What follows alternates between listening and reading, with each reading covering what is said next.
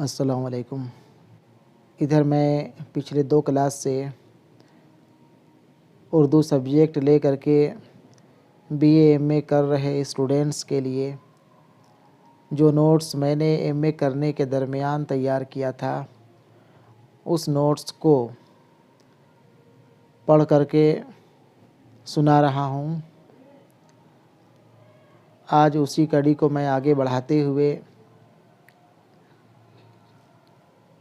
جس موضوع یا جس عنوان کا انتخاب کیا ہوں وہ موضوع ہے ملا وجہی کی تصنیف سبرس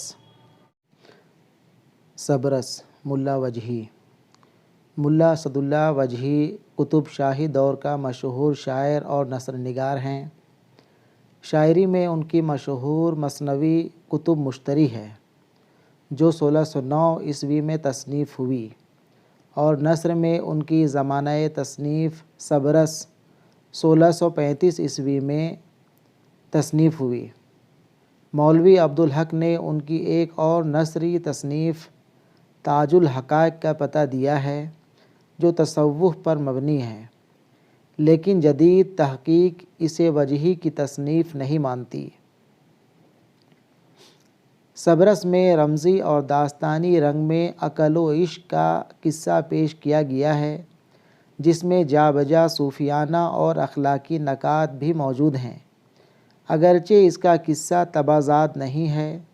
وجہی پر یہ الزام ہے کہ سبرس کا قصہ فتحی نشا پوری کے قصہ حسن و دل سے اڑایا گیا ہے، لیکن جدید تر تحقیق نے قصہ حسن و دل کو سنسکرت الاصل قرار دیا ہے۔ سبرس میں وجہی نے اپنے خیالات کو داستان کے پردے میں پیش کیا ہے۔ داستانوی نقطہ نظر سے بھی سبرس قابل قدر حد تک کامیاب ہے۔ داستان کی تمام کڑیاں ایک دوسرے سے مربوط ہیں اور پوری کہانی ایک مرکزی خیال کے ارد گرد گھومتی نظر آتی ہے۔ خیال اور تصوراتی فضا کی تخلیق کے بجائے اس داستان میں جیتی جاگتی دنیا کی تصویر پیش کی گئی ہے۔ مافوق الفطرت عناصر کا ذکر دوسری داستانوں کے مقابلے میں کہیں زیادہ کم ہے۔ کہانی کے پلاٹ میں جھول بہت کم نظر آتا ہے۔ تمام واقعات ایک دوسرے میں پیوست مرکزی قصے سے ہم آہنگ نظر آتے ہیں۔ صرف چند مقامات پر نقص عام طور سے اس کے وعظ و پند کی بھرمار کر دینے سے پیدا ہوا ہے، جس کی طرف بہت سے نقادوں نے اشارہ بھی کیا ہے۔ مولوی عبدالحق لکھتے ہیں، اس بیان میں ایک نقص ضرور ملا ہے کہ ملا صاحب نے جگہ جگہ پند و موعظت کا دفتر کھول دیا ہے اور کہیں کہیں تصوف کے اسرار جو اب معمولی باتیں ہو گئی ہیں بیان کرنا شروع کر دیے ہیں۔ یہ بھی نہیں کہ 10-5 سطریں لکھ دیں، بلکہ صفحے کے صفحے رنگ دیے گئے ہیں۔ باتیں معقول ہیں، صاف ستھری ہیں، نصیحتیں کام کی ہیں۔ بیان اچھا ہے، لیکن قصے میں جب وعظ شروع کر دیا جائے تو قصے کا لطف کم ہو جاتا ہے اور پڑھنے والوں کو الجھن ہونے لگتی ہے۔ اس طرح سبرس میں پند و موعظت کی بھرمار سے اس کی مجموعی تاثیر میں کمی پیدا ہو گئی ہے اور بعض مقامات پر داستان میں بے لطفی کا احساس ہونے لگتا ہے۔ تمثیل کے بعض کرداروں کی حقیقت آخر تک واضح نہیں ہو پاتی، جس سے کتاب کے تمثیلی پہلو میں بھی نقص پیدا ہو گیا ہے۔ ڈاکٹر سہیل بخاری اس خامی کی طرف اشارہ کرتے ہوئے لکھتے ہیں، عام پڑھنے والوں کے لیے اس کی صوفیانہ تمثیل آخر تک ایک راز ہی رہتی ہے۔ ظاہر ہے کہ مصنف داستان لکھ رہا تھا، کوئی پہیلی نہیں بجھا رہا تھا، اور نہ ہی یہ داستان صرف ایسے لوگوں کے لیے تحریر کر رہا تھا جو تصوف کی وارداتوں اور اصطلاحوں پر پورا عبور رکھتے ہیں۔ ملا وجہی کی سبرس اپنے اسلوب اور طرز تحریر کے اعتبار سے اردو زبان کی پہلی ادبی شاہکار تخلیق ہے۔ انہوں نے اپنے انداز بیان کی ندرت و شگفتگی کی وجہ سے سبرس کو ایک اہم نمونہ نثر بنا دیا ہے۔ وجہی کی تخلیقی صلاحیت اور اس کے اسلوب کی تازگی، دلکشی اور شگفتگی کا اس وقت اور بھی معرف ہونا پڑتا ہے جب اس کا تقابلی مطالعہ اس عہد کی دوسری کتابوں کے ساتھ کیا جاتا ہے، جہاں دوسری کتابیں مذہب و تصوف کے بیانات تک محدود اور ادبی چاشنی سے محروم نظر آتی ہے، وہیں سبرس ایک تازہ و شگفتہ ادبی اسلوب سے مالا مال نظر آتی ہے۔ جمیل جالبی اپنی مشہور کتاب تاریخ ادب اردو جلد اول میں اس حقیقت کا اعتراف کرتے ہوئے لکھتے ہیں: سبرس اردو ادب کا پہلی نثری کارنامہ ہے۔ اس کی زبان ایسے نئے لسانی و تہذیبی عناصر کے امتزاج سے بنی ہے جو اس دور میں ایک نئی چیز ہے۔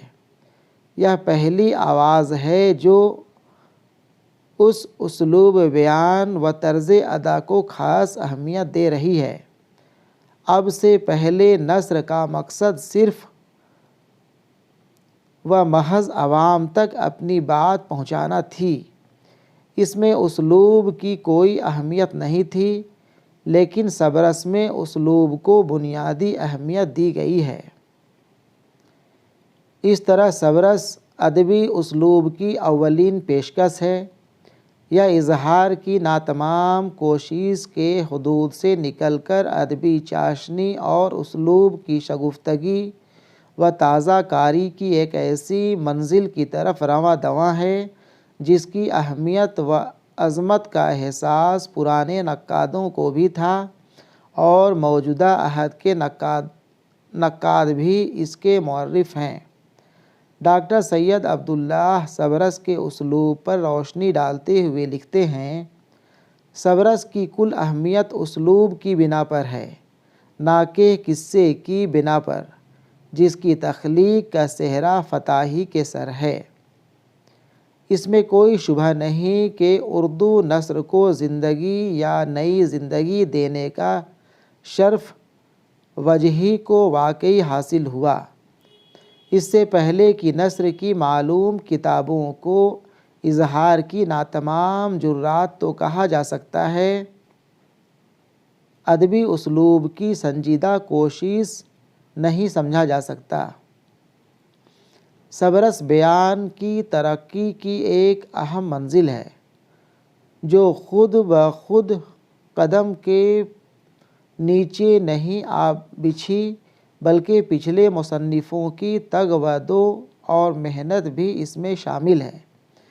ترقی کے اس سفر میں اردو نثر کا اسلوب سادگی اور بے تکلفی سے حسن اور توانائی کی طرف بڑھنا دکھائی دیتا ہے۔ سبرس میں حسن و توانائی اور ادبی چاشنی وجہی کے اس لہجے سے پیدا ہوئی ہے جو اپنے اندر بڑی شعریت اور نغمگی رکھتا ہے۔ اس نے شعوری طور پر اپنے شاعرانہ احساس جمال کے ذریعہ اپنی نثر میں شعریت پیدا کرنے کی کوشش کی ہے، اور نثر و نظم کی آمیزش سے وجود میں آنے والے اپنے نئے اسلوب پر اس نے فخر بھی کیا ہے۔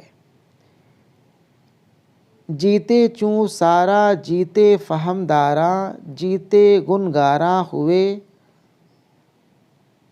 سن آج لگن کوئی اس جہان میں، ہندوستان میں ہندی زبان سوں اس لطافت اس چھندا سوں نظم اور نثر ملا کر یوں نہیں بولیاں۔ اس اس بات کو کوئی آب حیات میں نہیں گھولیا، یوں عیب کا علم نہیں کھولیا۔ وجہی ایک طرف فارسی اسلوب سے متاثر ہونے اور دوسری طرف شعری لہجے کے دلدادہ ہونے کی وجہ سے سبرس میں قافیے کا التزام رکھتا ہے۔ وجہی نے اپنی کتاب میں قافیے کی جس کامیابی کے ساتھ پابندی کی ہے، اس کی مثال دکنی تو دکنی اردو زبان کی کسی نئی پرانی تصنیف میں نظر نہیں آتی۔ وجہی نے اپنے اسلوب میں وقار اور وزن پیدا کرنے کے لیے دکنی، مراٹھی، گجراتی محاوروں اور کہاوتوں سے بڑی مدد لی ہے۔ عربی و فارسی کے ادب پاروں اور قرآن و حدیث کے جواہر ریزوں سے اس نثر میں ایک خاص اثر اور دلکشی پیدا ہو گئی۔ عربی و فارسی الفاظ کے استعمال اور ضرب المثال کہاوتوں اور محاوروں سے سبرس میں پیدا ہونے والی دلکشی اور وقار کا اعتراف ڈاکٹر گیان چند جین نے ان الفاظ میں کیا ہے۔ یہ نثر ہی کیا کم باغ و بہار ہے کہ اس پر جا بجا وجہی نے اردو فارسی شعرا اور بعض جگہ برج بھاشا کے دوہے بھی متضاد کیے ہیں۔ نثر میں بھی جا بجا عربی، فارسی اور اردو اقوال و ضرب الامثال سے کام لیا ہے، غرض کہ اسلوب ہو کہ موضوع وجہی کسی مقام پر پابند نہیں ہے، وہ اردو کے کسی انشا پرداز سے نیچے نہیں رہتے۔ اردو نثر کی ابتدائی صدیوں کی تاریکی میں سبرس روشنی کی مینار کی طرح دور تک سنوباش اور جلوہ بار ہے۔ وجہی اپنی باتوں کو بہت طول دے کر واضح انداز میں لکھنے کے عادی ہیں۔ ان کی طویل بیانات اپنے اندر بڑی جاذبیت اور دلکشی رکھتے ہیں۔